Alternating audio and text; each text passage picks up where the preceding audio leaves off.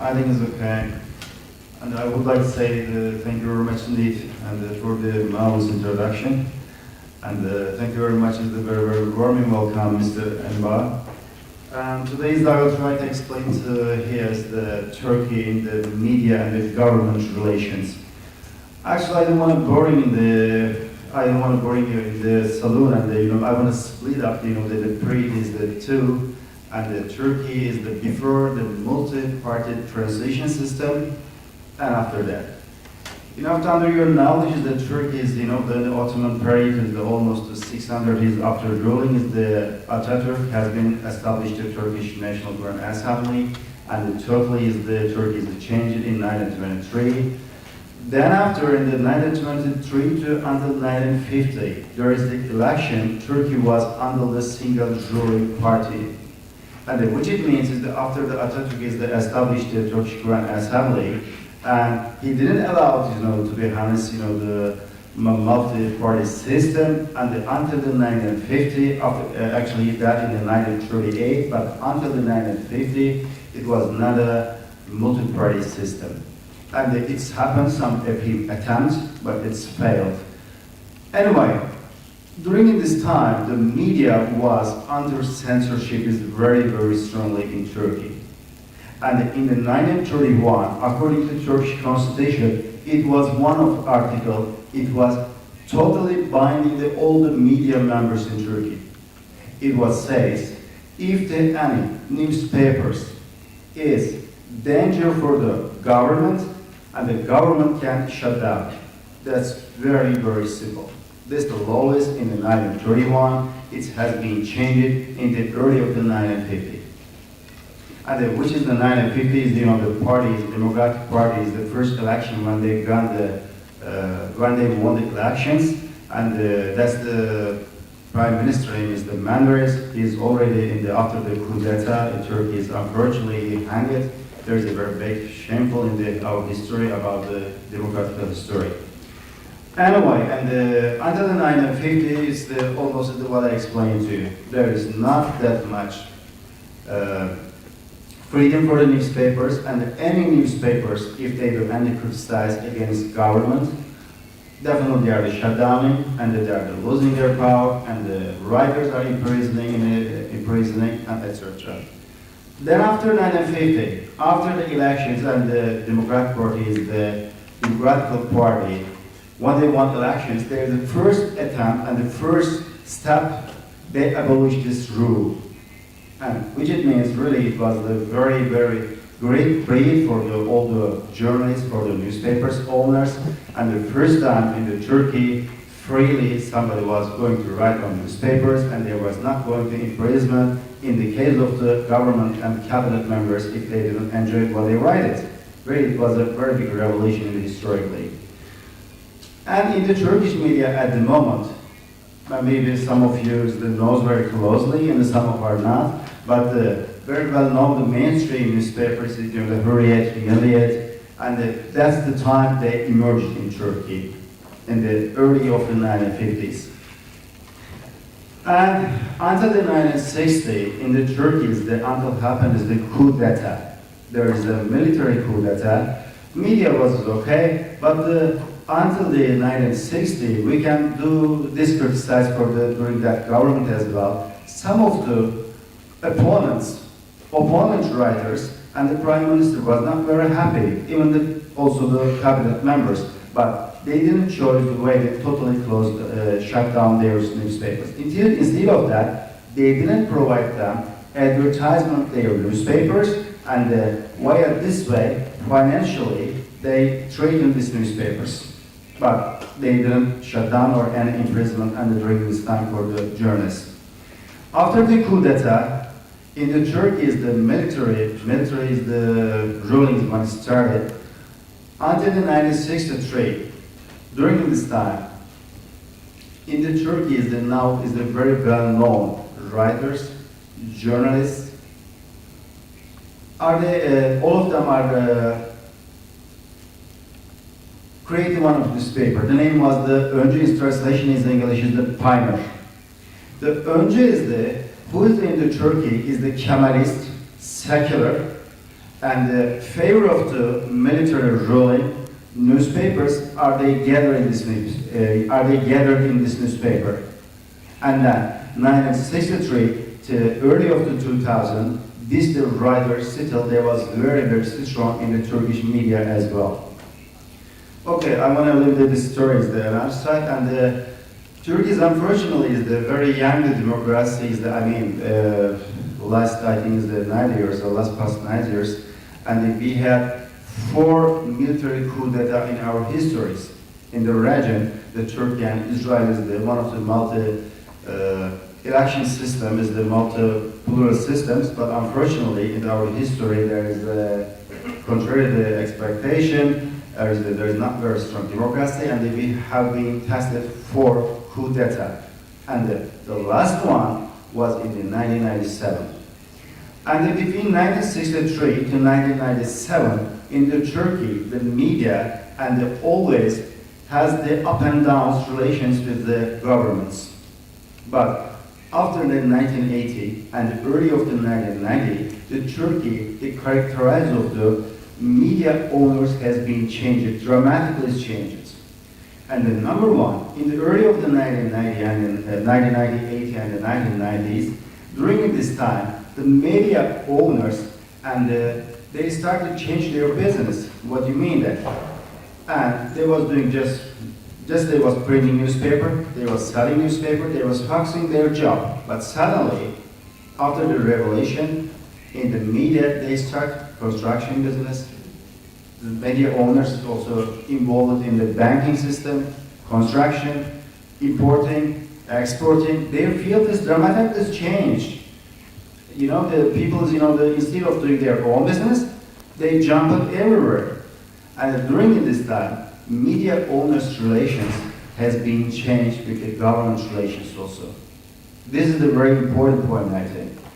And when they try to get some more money during this time, and they supposed to be close with the government. If you are doing a business with any field, and it's not very easy to make a criticization to the government. Otherwise, you will lose your interest. That's the very easiest way all over the world. Actually, this is working like that.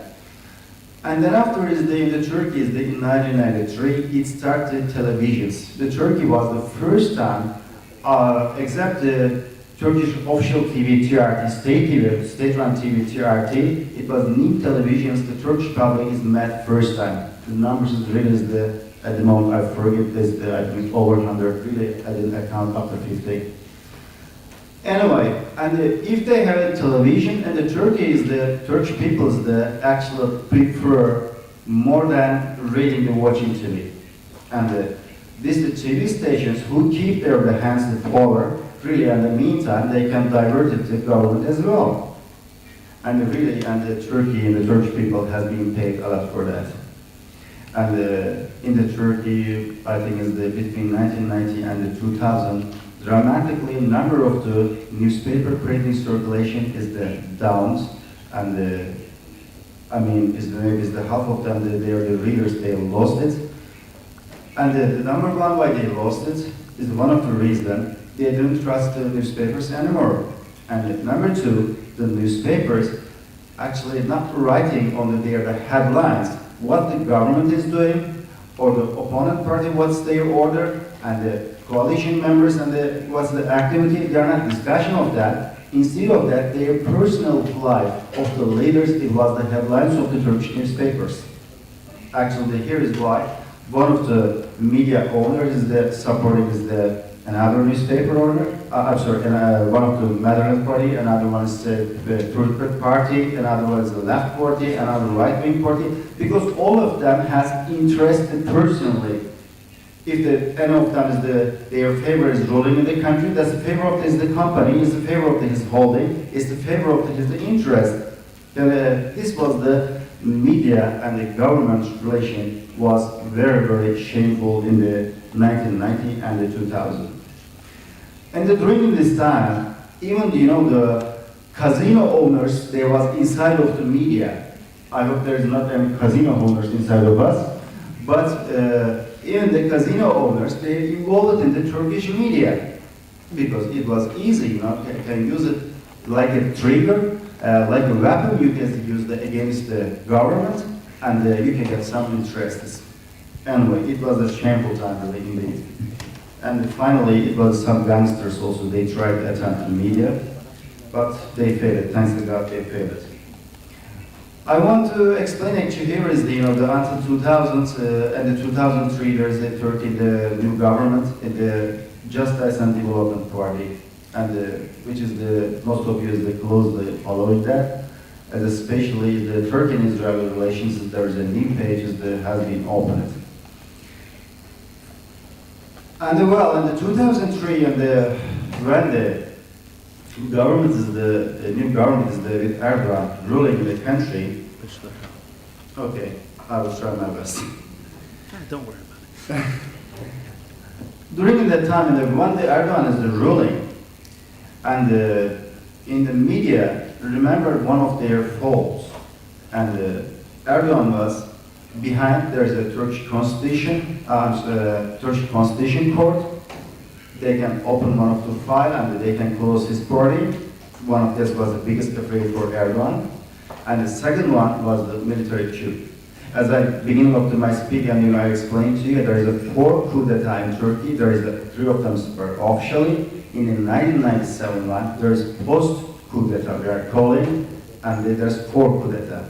And Erdogan was the come from his sources, and the last government is which is the coup d'etat, National Salvation Party, Federal Party, and this Erbakan Party. During that time, he was the mayor of Istanbul from the Federal Party, and his roots come from totally from the same sources. But in 2003, his new approach was totally different than in the past. The number one, he said, and he was welcoming for the secular life, and he's respectful for all the secular life, and he's not going to disturb anyone in the country, and he's going to the same distance with everybody. And the ruling of about the secular life is the rules according to the constitution. It's going to be principle in his party. It was writing in the beginning of his run in his party's the statement. It was writing that, and he follow until today. But in the Turkey, the media is there. One thing is didn't change.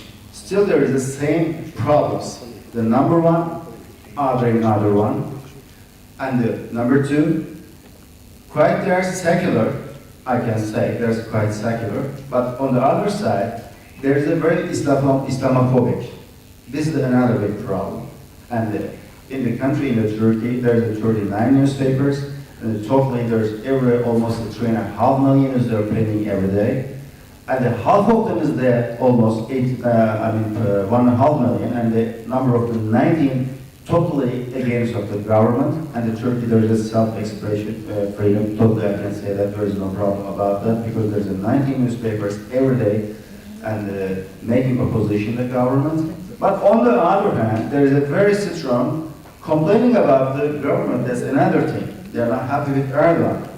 Of course, if you are insulting them, if you are attacking them, and of course they are going to apply the court and they are going to judge. But that's the main question. The blame of the government, that Erdogan is not allowing them and the free press in Turkey. This is not true. The number one, there is not any TV station, there is not any newspapers has been shut down during his presidency. And during his presidency, there's the TV and the newspaper owners, they become richer and rich, they never become in the past their life. This was another thing. There's new investors also come from abroad in the Turkey, and TV stations and newspapers as well. And the last one is they come from the Azerbaijan, $600 million they invested already, and the TV is 24 and the Star Media Group, and which it means, and this field is quite profitable for the foreign investors as well. They are coming. If so, in the Turkey, why the media they are criticizing the government?